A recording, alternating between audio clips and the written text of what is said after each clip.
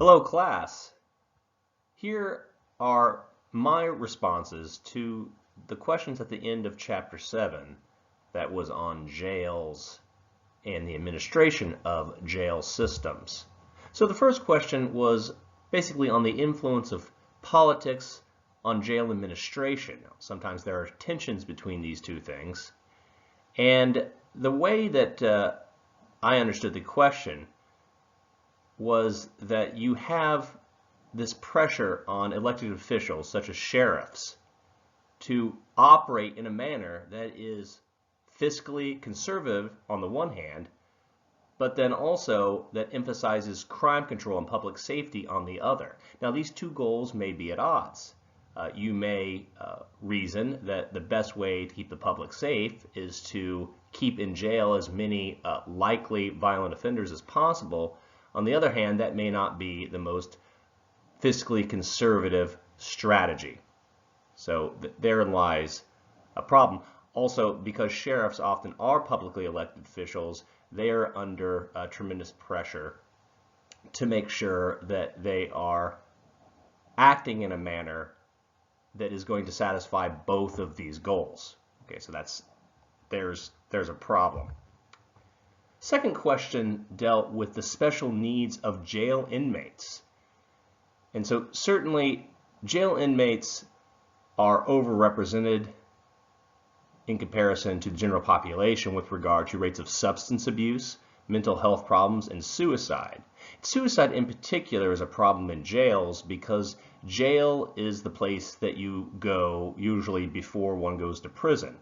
And so whatever mental anguish someone is experiencing is going to be most sharp when they're initially arrested and charged and put in a jail cell and left to be tortured by their own thoughts. And so suicide is more of a problem in jails than it is in prisons usually. Okay, the third question dealt with the pros and cons of preventative detention, that is, denying people the ability to be free while they await trial.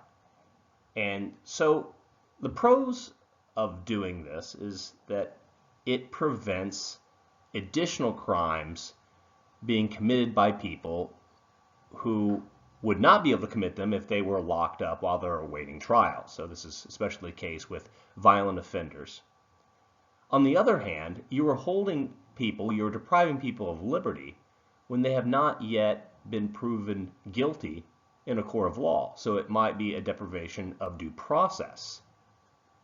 Okay, so there's the problem there. The fourth question dealt with another issue of satisfying goals that may be at odds. This is balancing the tensions between jail management and public safety. So we're returning again to this theme.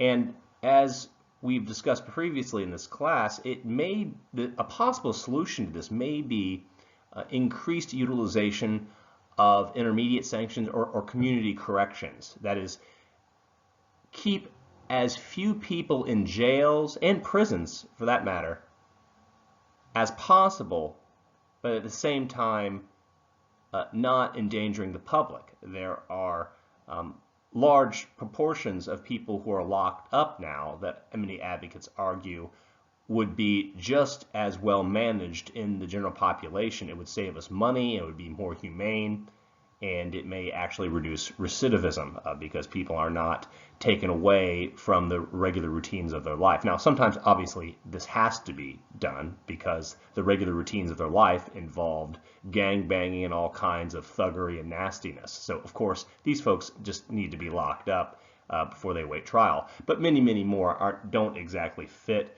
that description. Okay, and then the fifth question from Chapter 7 on jails dealt with the problems related to rehabilitative programs in jails. From my understanding, one of the ways that these rehabilitative programs are successful are these regular group meetings that people go to have, for instance, substance abuse problems, and they create a sense of solidarity with the group. You create a bond with the group facilitator, and more importantly, other members that are in the group that have the same problems that you do, so you can sympathize with one another. But because there's a high rate of turnover in jails, it's much harder to develop these regular meetings. These group meetings. You may have someone who you've developed a bond with that's helping you stay clean, but then that person gets released and then you've lost your bond, and then you get back on the sauce or start using again. So from my understanding, that's the big problem with jails, because it's a constant turnover in the population, unlike prisons where people are there by definition usually longer than what they are in jails. There is more of an opportunity for them to form a sense of solidarity with other people who share the same problems that they do, and that's how AA and NA and a lot of these other rehabilitative or treatment approaches to substance use anyway are effective in the general population. Okay, well that's it for Chapter 7 discussion questions. Please email me if you have any questions. All right, till next time, bye-bye.